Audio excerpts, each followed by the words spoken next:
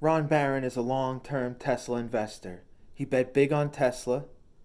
He never looked back.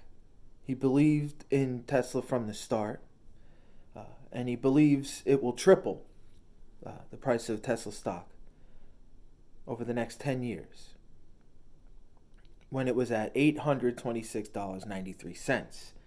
That would put Tesla at $2,480.79 a share. I can see Tesla using Starlink satellites for their cars, and that's just the start. Why do I say that? Because the long-term Tesla investor, Ron Barron, believes firmly in many of the things Elon Musk believes in. So let's start with Tesla today, because you've been outperforming the markets pretty handily because of a lot of your investments, not the least of which is Tesla. Tesla crossing over $1,000 a share, which is pretty remarkable when you consider that you own almost 6 million shares of Tesla for a valuation of about $6.1 billion. And your cost average for that is $42.88. Let me say that again. It's now over $1,000 a share. Your cost average, $42.88. That's a remarkable gain. And it tells just about what a long time you have been such a bull and consider Tesla to be a great place to be. How long ago did you make that investment? When did you start? 2014 to 2016 when we invested, but that is sort of a normal type of investment, being a very long-term investment for us, being 7 years, 8 years so far. I think we'll probably be an investor for another 10 years at least, same with SpaceX. But to talk about the profits that we've generated, we now have 58.9 billion of assets under management, and we made our clients 54 billion of profits. In that 54 billion of profits is included about $6 billion from Tesla, from a $380 million investment 7 or 8 years ago. But it wasn't smooth. The business was continuing to increase, and the stock price gyrated fairly significantly in the first several years because they weren't very profitable. It's very, very hard to accomplish what they have, very hard. And in my lifetime, in the 1950s, there were maybe 54 car companies that all failed. When I first met Elon 10 years ago, I thought I was very skeptical about whether it would be successful. And it's only after they started producing the Model S, we began to purchase stock. It took us 2 years to make that investment. Before we made the investment, we went to visit and spoke to him regularly. Probably followed it for 3 or 4 or 5 years before we ultimately invested. And most people were really skeptical. Roger Penske, we had an investment in Penske Auto, the car dealership, and he bet me that he wanted to bet me a lot of money. I said, I can't take your money, but why don't we just pay for dinner? And he said, you'll never make it, but I'll bet you dinner. He never paid the dinner. He owes me dinner, but he hasn't paid it. And but most people, his friends, Elon's friends, told me they thought this is I shouldn't invest, and they thought that he wasn't focused on making profits short term, and I thought that was going to make it an unattractive investment. But the way we invest is that we're investing in businesses that are investing in themselves, that are penalizing current profits to become much larger businesses. That's what he was doing.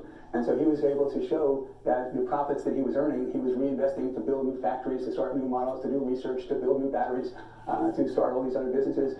And as a result of that, there was great volatility in the profitability of his business initially, where he was spending more money he was taking in, and he was stretching himself.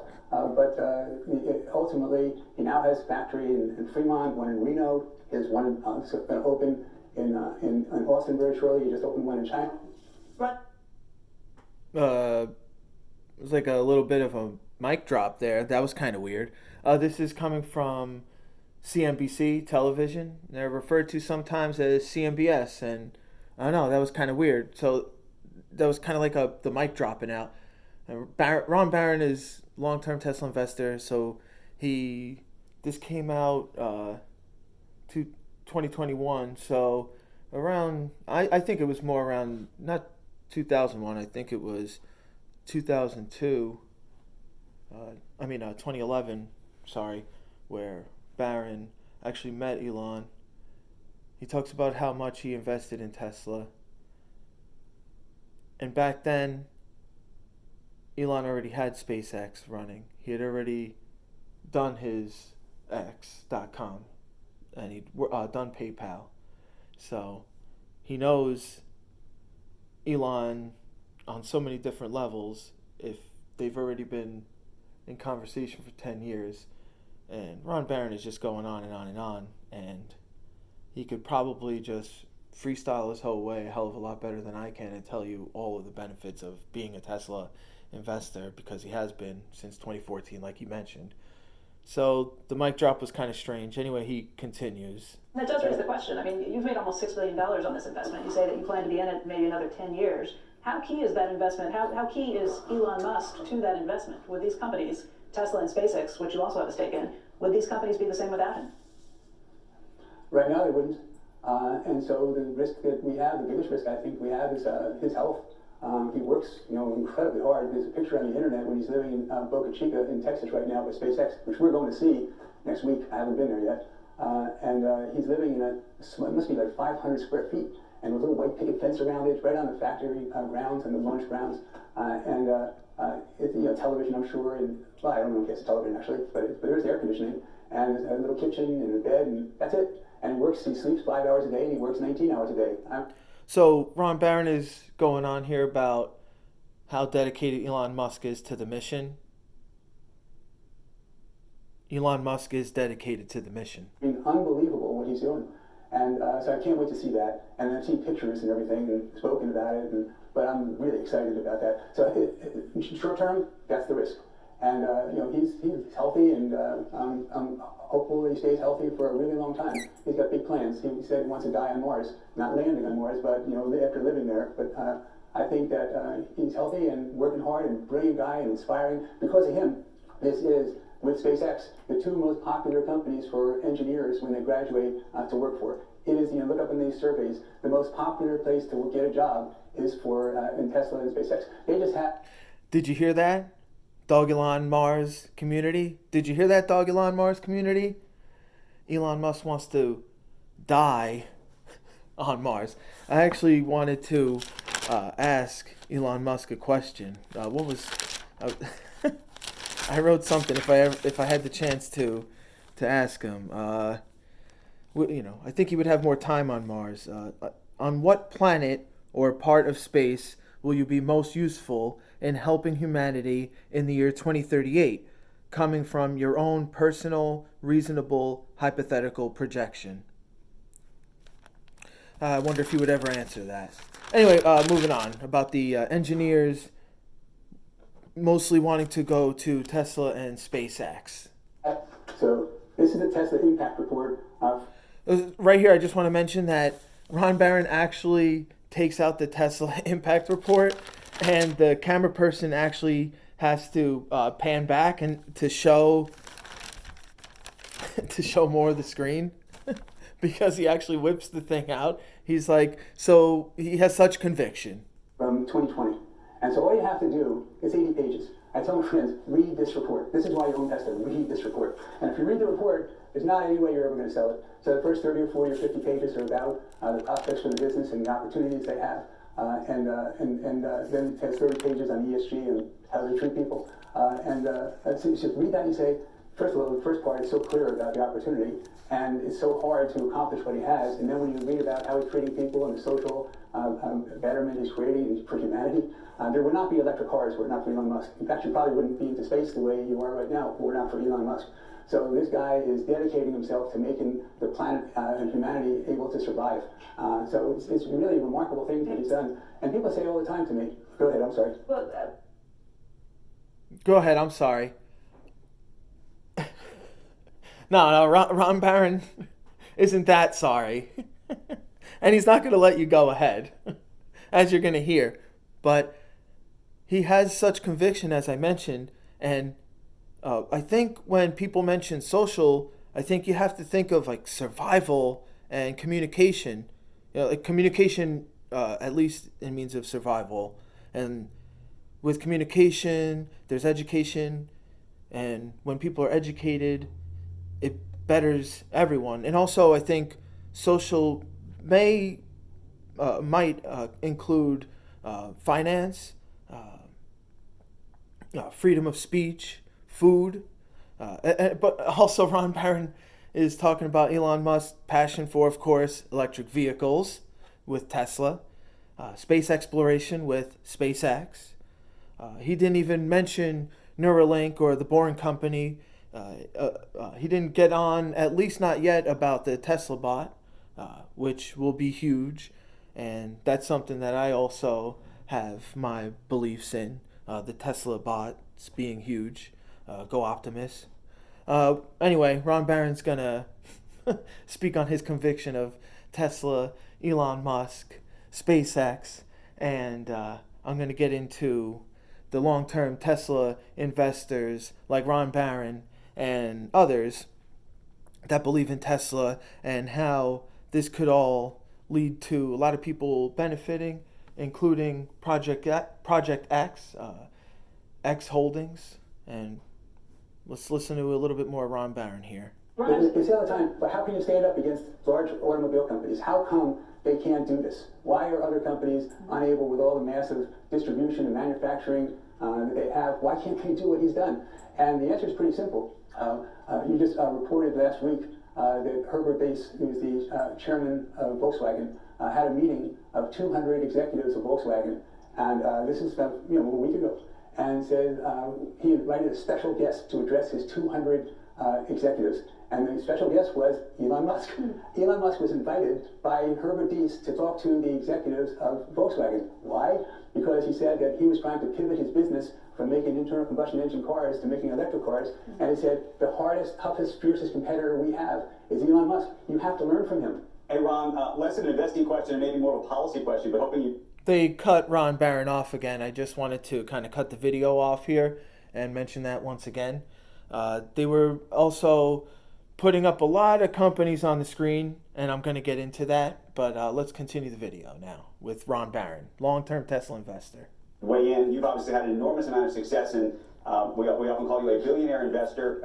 What do you think of this new tax plan that could tax unrealized gains? I don't know if you would be one of the 700 or not, but Elon Musk surely would be. Also, this interview is from CNBC. It feels like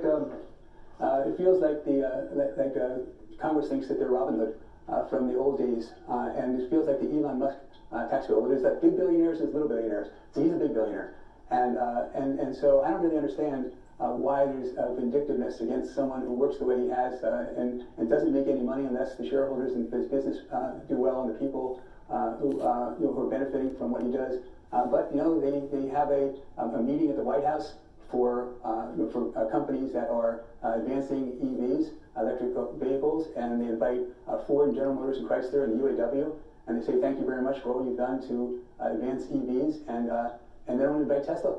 Is that crazy? And then I don't know if anyone knows about that, but it's some seriously terrible corruption.